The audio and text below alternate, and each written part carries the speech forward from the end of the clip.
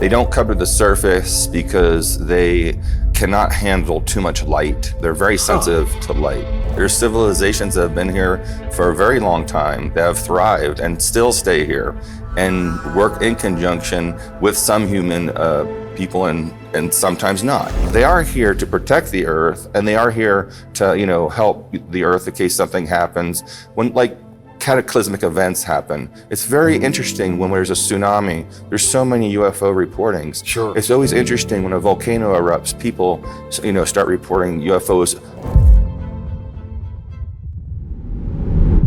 We've heard of ET civilizations living on Earth in our ancient past, but is it possible there are ET civilizations living underground or some hidden areas on Earth this very moment?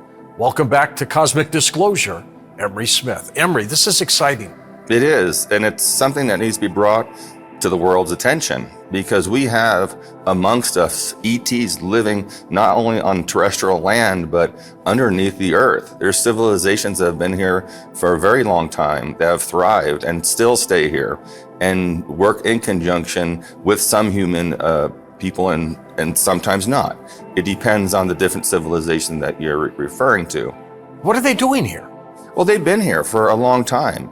They've been here before we were here, before we actually, started up and started building buildings and populating the earth. And they have their own, it's like their own home, just like, what are we doing here? It's our home. We consider planet Earth our home, and they have their own home too. And there's different types of biospheres that are located all around the planet, inside, deep within the Earth, that have their own atmospheres and have their own bioluminescent technologies and can grow their own food. And also you have to understand they're a little bit more higher tech than we are. So they have their own portal travel system where they can go amongst the stars and other planets and things like this. They're not driving around in cars, that's for sure. These ET civilizations, how many are there down under?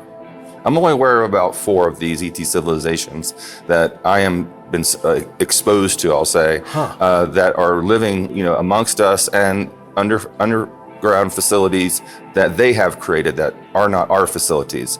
And some of these are craft that have been teletransported into different parts of the earth and different parts of the mountain ranges and things like this.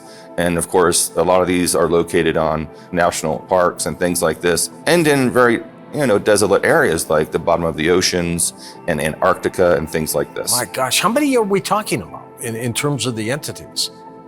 Thousands, millions? How many? Yeah, there's over probably a few million that I'm aware of that are constantly coming and going, though. You have to understand these extraterrestrials are that have been here for a very, very long time are going back and forth and trying to help with information, and they're not here to really intervene with us, but they are here to protect the earth, and they are here to help the earth in case something happens. When cataclysmic events happen, it's very interesting when there's a tsunami. There's so many UFO reportings. Sure. It's always interesting when a volcano erupts, people start reporting UFOs at a higher percentage that normally would happen. But the tsunami still occurs, the volcano still erupts. It's not like they put a thumb down it and stop it.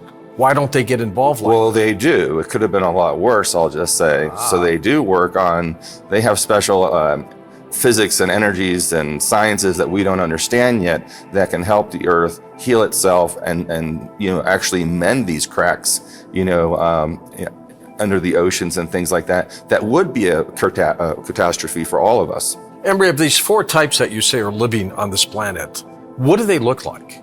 Well, one is a reptilian race that's been here for quite a while. And there's many different kinds of reptilians, by the way.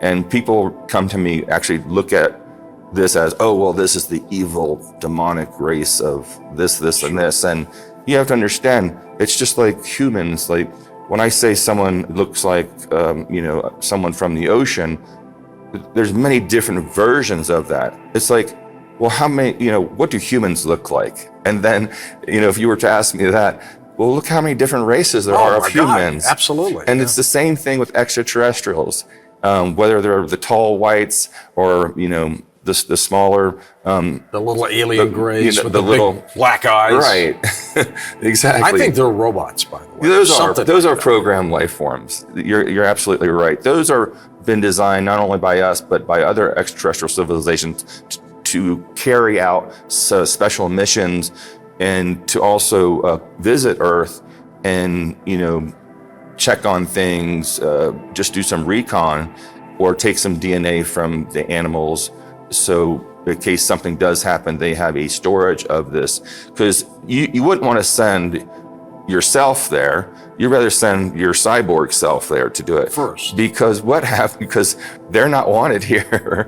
And we have to be, understand that since they are not wanted here by some of these government states, that they're going to die and they're going to be killed. And that's why a lot of these beings that are captured self-destruct, or they'll put them in containers that they instantly melt down to liquid, and this is just because they're not real. Do all governments know, and are they aware of the fact that they're here?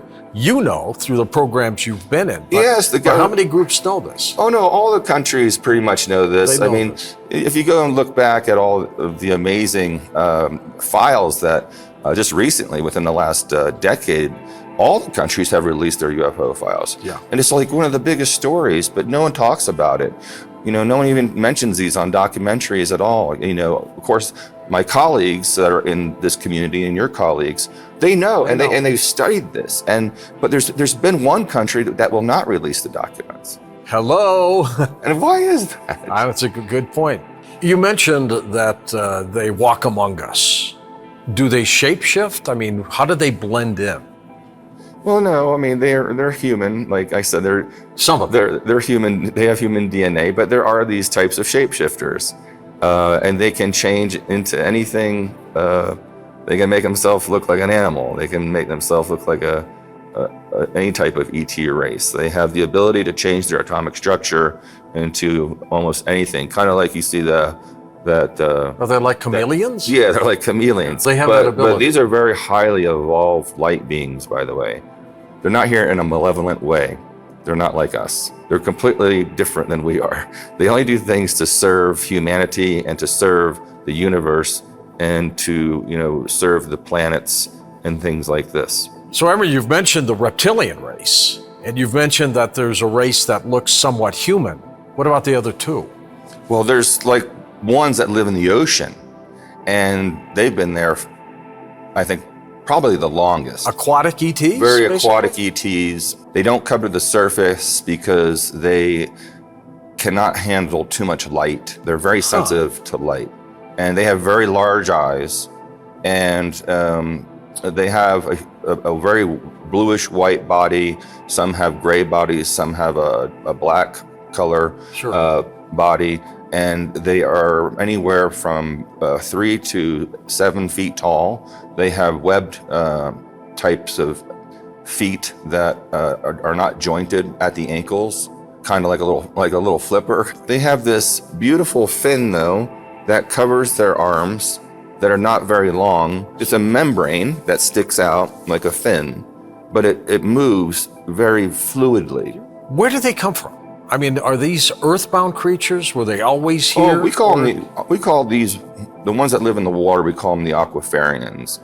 And we do believe they came from another water planet, and that they have the ability to also have teletransportation and things like this. But they also have a lower mindset, but even though they're very high conscious, they're very simple creatures. Well, how did they get here? In a craft of some type? Well, I don't know how they got here. All I know is they are here, and we are monitoring them, and we've been monitoring them for some time. And I even have heard that one of these creatures was actually found by the military, and I saw the pictures and the videos of these beings.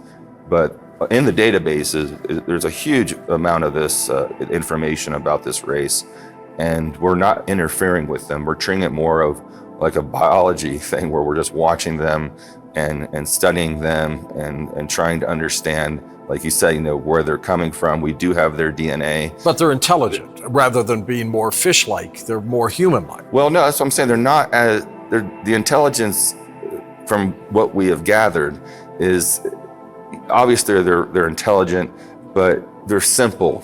If you like this video and you want to see more amazing content, go ahead and check out the next video on our channel.